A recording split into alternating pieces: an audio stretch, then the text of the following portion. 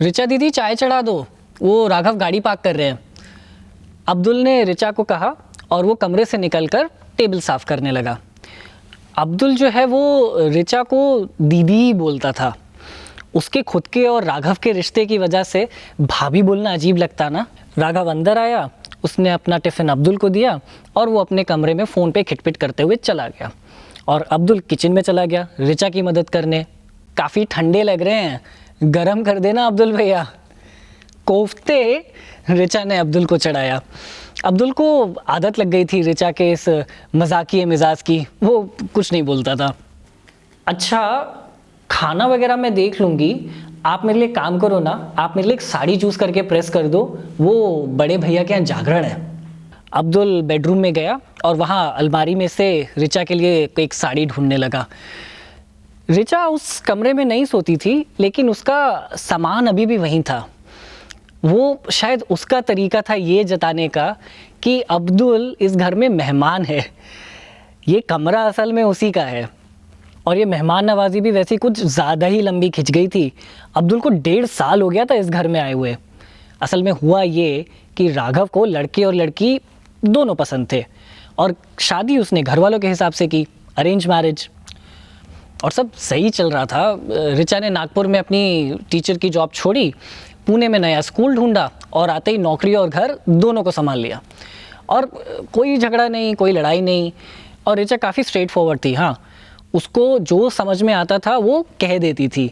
उसको अपने दिमाग में कुछ रखना और कुलबुलाना वो ऋचा की फितरत में नहीं था। तो जब राघव का इंटरेस्ट उसमें कम होते हुए दिखा तो पहले तो ऋचा ने समय का तजुर्बा समझ के इग्नोर कर दिया। टाइम के साथ सेक्स में इंटरेस्ट कम हो जाता है, ये पता था उसको। लेकिन जब राघव उसे धीरे धीरे अपने मोबाइल पे किसी और ही दुनिया में मशगूल दिखे, तब ऋचा को शक हुआ। और ऋचा ठहरी ऋचा, उसे भला किसका डर। उसने एक शाम राघव से साफ साफ पूछ लिया, ठीक ठीक बताओ क्या और किसके साथ चल रहा है, ठीक है। राघव स्तब्ध रह गया। वो कोई है, इतना ही बोल पाया बस वो। कौन है, क्या करती है, कहाँ रहती है, कब से चल रहा है, ऋचा ने अगले सवाल साधे। राघव चुप ही रहा, या तो डर से या ये सोच के कि अगर कुछ नहीं बोलेगा तो ऋचा इग्नोर कर देगी शायद। मुझे दिक्कत नहीं है, मुझे दिक्कत इस बात से है कि तुमने झूठ बोला और छुपाया मुझसे, ऋचा ने खुद को संभालते हुए कहा। दिक्कत तो उसे थी, बिल्कुल थी, लेकिन अगर वो अभी ये ना बोलती तो शायद उसे और झूठ ही मिलते। राघव फिर भी मुंह लटका के बैठा रहा।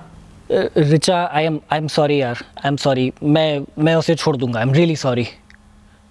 सॉरी वगैरह ठीक है, लेकिन अगर तुम उस लड़की को मानो छोड़ भी देते हो तो क्या मेरे साथ वैसे ही रहने लगोगे जैसे पहले रहते थे। उल्टा तुम्हें मेरी शक्ल देख के गुस्सा आएगा। मुझे मिलवाओ उससे, मुझे मिलवाओ। अरे ऋचा पागल हो क्या, मैंने बोला ना मैं उसे छोड़ दूंगा, सब ठीक हो जाएगा। कुछ ठीक नहीं होगा, मुझे मिलना है उस लड़की से।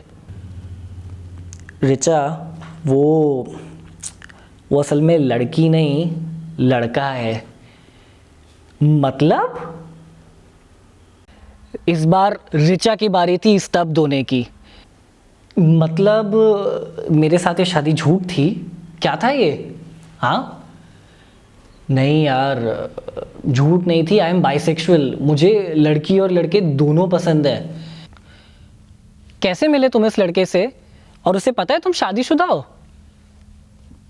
वो इंटरनेट से। और हाँ, उसे पता है मैं शादीशुदा हूँ, उसे तुम्हारे बारे में भी पता है। और उसे कोई फ़र्क नहीं पड़ता? अब्दुल प्यार करता है मुझसे। और तुम? इस बात का जवाब राघव ने नहीं दिया। या तो उसके अंदर हिम्मत नहीं थी, या उसे शायद इस बात का जवाब पता ही नहीं था। राघव ने बहुत कोशिश की पर ऋचा ने एक ना मानी। फाइनली ये डिसाइड हुआ कि वो अब्दुल से मिलेगी। उन तीनों ने एक कैफ़े में मिलने का सोचा। जब राघव और ऋचा वहाँ पहुँचे तो अब्दुल ऑलरेडी वहाँ बैठा हुआ था। ये तो ठीक ठाक सा लग रहा है, ऋचा ने अपने मन में सोचा। अब्दुल की ना जो भी इमेज थी ऋचा के मन में, और जिस भी कारण से थी, अब्दुल उससे काफ़ी अलग था और उस बात से रिचा थोड़ी शांत हुई। सब साथ में बैठे। राघव ने इंट्रोड्यूस किया, रिचा ये अब्दुल है, अब्दुल रिचा। हाँ हाँ ठीक है। अब्दुल तुम क्या करते हो? मैं पीएचडी कर रहा हूँ। अच्छा। रिचा ने कुछ और इधर उधर के सवाल पूछे और अपने मन में कुछ तय किया और राघव को बोला चलो ठीक है चलते हैं, हो गई अपनी बात। दोनों गाड़ी में जाके चुपचाप बैठ गए। कुछ देर कोई कुछ नहीं बोला और थोड़े रास्ते के बाद काफ़ी सोच के रिचा बोली सुनो, अब्दुल को घर रहने के लिए बुला लो अपने साथ। मतलब? अरे मतलब ये जो होगा इस छत के नीचे होगा यार। कम से कम मेरा दिमाग तो नहीं घूमता रहेगा तुम कहाँ हो, किसके साथ हो, क्या कर रहे हो। एक टेंशन तो खत्म होगी मेरी। राघव ने उसकी बात सुनी और उसने भी सोचा अगर रिचा को कोई प्रॉब्लम नहीं है तो उसे भी इस दोगली जिंदगी से छुटकारा मिल जाएगा। अच्छा अगर तुम यही चाहती हो तो यही सही, राघव ने हल्के से कहा। जब अब्दुल उनके घर आया तो अब्दुल ने तय किया कि वो इस अजीब से होते हुए परिवार का हिस्सा बनना चाहता था, सच में। तो जब अगले दिन राघव ऑफिस चले गए और उसे खुद भी कॉलेज जाने में देरी थी, वो रिचा के पास गया। क्या हेल्प कर दूं दीदी? मेरे को ना आज कॉलेज देर से जाना है तो डिनर की तैयारी मैं कर देता हूँ। रिचा को इस इंटरैक्शन की, या सही बताऊं तो किसी भी इंटरैक्शन की कोई उम्मीद नहीं थी। लेकिन हमेशा से घर और नौकरी दोनों को संभालने वाली रिचा को जब कुछ आती हुई मदद दिखी तो वो क्यों मना करती भला? प्रैक्टिकल बात थी भाई। कढ़ी बनानी आती है तुमको? वो राघव की फेवरेट है, रिचा ने थोड़े तेवर के साथ कहा। अरे राघव का फेवरेट तो आप हमेशा बनाते होगे ना, आज आपका फेवरेट बनाते हैं। रिचा ने अब्दुल की तरफ हैरानी से देखा और उसकी तरफ आते हुए इस दोस्ती के हाथ को कबूल कर लिया। मुझे ना छोले बहुत पसंद हैं। और धीरे धीरे, बहुत धीरे धीरे उनकी दोस्ती बढ़ती गई। जब भी उनको टाइम मिलता वो लोग घूमने निकल जाते थे और क्योंकि अब्दुल के पास स्कूटी थी तो वो घर के छोटे मोटे काम जैसे ड्राई क्लीन लाना, दूध लाना, ये सब भी बहुत आसानी से कर देता था। रिचा शुरुआत में तो बहुत खिसियाई सी रहती थी।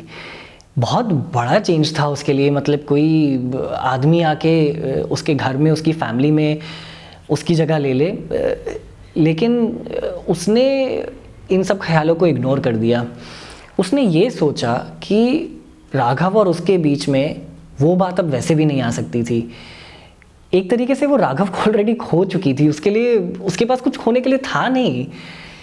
कम से कम अब्दुल के रूप में उसको एक दोस्त तो मिल गया जो उसे कुछ समझता था। तो वापस आज पे आते हैं, कहाँ थे हम लोग? हाँ, रिचा जागरण में जा रही थी और उसने अब्दुल को बोला था कि वो एक साड़ी चूज़ कर ले। तो अब्दुल जब साड़ी चूज़ कर रहा था उसने राघव को देखा। राघव जिसको अब तक तैयार हो जाना चाहिए था वो अभी तक मोबाइल पे घिटपिट कर रहा था। अब्दुल साड़ी लेकर गेस्ट रूम में आया जहाँ रिचा रेडी हो रही थी। नोटिस किया अब्दुल भैया, आजकल ज़्यादा ही फ़ोन में लगे हुए हैं। ये कहते हुए रिचा ने अपने बाल बांधे और शूज़ देखने के लिए वो वापस बेडरूम में चली गई। कुछ समय में दोनों रिचा और राघव तैयार होकर जागरण के लिए निकल गए और अब्दुल घर पे अकेला रह गया। वो सोचने लगा, बात तो रिचा दीदी ठीक कह रही थी, आजकल राघव ज़्यादा ही फ़ोन पे लगे हुए थे और अगर वो रिचा के साथ शादी होते हुए अब्दुल से मिल रहे थे तो ये बिल्कुल मुमकिन था कि वो फिर ऐसा कर रहे हो। उसके पास कोई सबूत नहीं था ऑब्वियसली, लेकिन केवल एक ख्याल उसके मन में जब आया उसका मन थोड़ा बेचैन और बेकाबू सा होने लगा। जब वो दोनों वापस आए तो राघव तो खट से सो गए, लेकिन अब्दुल ने रिचा और उसके लिए चाय चढ़ा दी। उसको असल में बहाना चाहिए था रिचा से बात करने का। उसने 2 कप में चाय डाली और वो बालकनी पे ले गया और नवंबर की मीठी सर्दी में वो दोनों चाय का मज़ा लेने लगे। दीदी, मैंने सोचा आपने क्या बोला। बात तो आप ठीक बोल रही हो राघव, कुछ ज़्यादा ही फ़ोन पे हैं आजकल। आपको लगता है कि वो दोबारा ऐसा कर रहे होंगे? ये सुन के ऋचा के चेहरे पर अदरक की कड़क चाय को सुड़कते हुए एक तीखी सी मुस्कुराहट आ गई। मेरे टाइम पे तो ऐसे ही शुरू हुआ था, मतलब आपके साथ जब शुरू हुआ था। तो क्या करें दीदी? मैं क्या बोलूं? मेरे टाइम पे मुझे जो करना था मैंने किया, अब आप अपना देखो। ये कह के ऋचा को अपने मन में बड़ी एक कचोटती हुई सी संतुष्टि मिली। पता है, आप बहुत हिम्मत वाली हो दीदी, जो ये सब बातें इतना सीधे सीधे कर लेती हो। एक काम करते हैं अब्दुल, भाग चलते हैं। राघव को छोड़ के भाग चलते हैं, ऋचा ने आंखें चढ़ाते हुए कहा।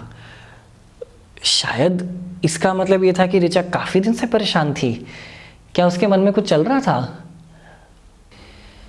अब्दुल उसकी बात सुन के ठिठक गया और वो सोचने लगा। वैसे सोच के वो कुछ देर बाद बोला, हाँ कर सकते हैं ऐसा। मैंने राघव को बोला नहीं, लेकिन मेरे घर से भी ना निकाह का बहुत प्रेशर है और मेरी पीएचडी भी पूरे होने वाली है। तो जैसे आप यहाँ राघव की बीवी बन के रह रही थी, वहाँ मेरी बेगम बन के रह लेना। अब्दुल ने हंसते हुए कहा, तुम मर्दों को औरत में एक बीवी और बेगम के अलावा कुछ दिखता नहीं है क्या? ऋचा ने चाय का कप वहीं रखा और वो अंदर चली गई। अगले दिन ऋचा की स्कूल बस आई, पर ऋचा ना आई। ना उसे अब राघव की बीवी बन के रहना था, ना अब्दुल की बेगम।